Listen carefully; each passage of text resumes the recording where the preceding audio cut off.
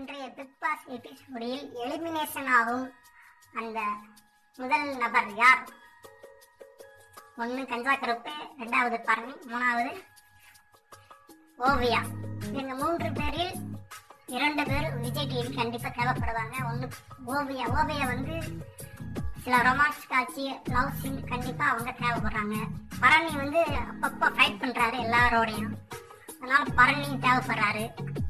கஞ்சா கருப்பு வந்து கோல்மட்டி பண்றாரு எல்லாரோடையும், அதனால கோல்மட்டி பண்றது ஏற்கனவே நமிதா,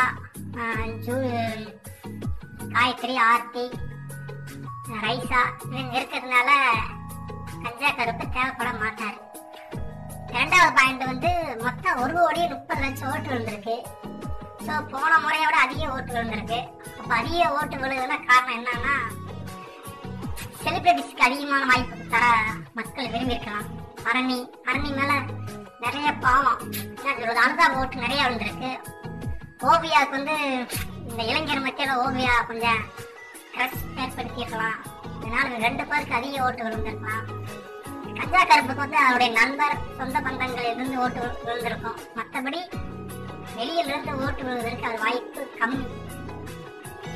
3வது பாயிண்ட், இப்ப நான் ஒரு சின்ன எடுத்துக்காட்டு சொல்றேன். அதிமுகவில் வந்து 3 அணி இருக்கு. OPS, EPS, Sasikala. இப்ப மக்களுக்கு ஒரு வாய்ப்பு கொடுக்கறாங்க.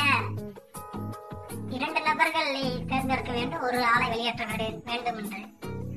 மக்கள் யாரை தேர்ந்தெடுப்பார்கள் என்று உங்களுக்கு நல்லாவே தெரியும். OPS, EPS. அப்ப சசிகலாவை தான் வெளியேற்ற வேண்டும் என்று நினைப்பார்கள். அதே போலதான் விஜய் டிவிக்கு ஓவியாவும் பரணியும் தேவைப்படுகிறார்கள்.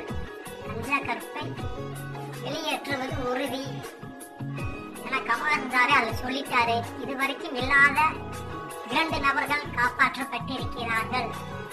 ஸோ இந்த பாயிண்டை நீங்க முற்று கவனித்தாலே உங்களுக்கு புரியும். ஸோ உங்களுடைய மனசு யார் இருக்காங்களோ கீழே கமெண்ட்ஸ்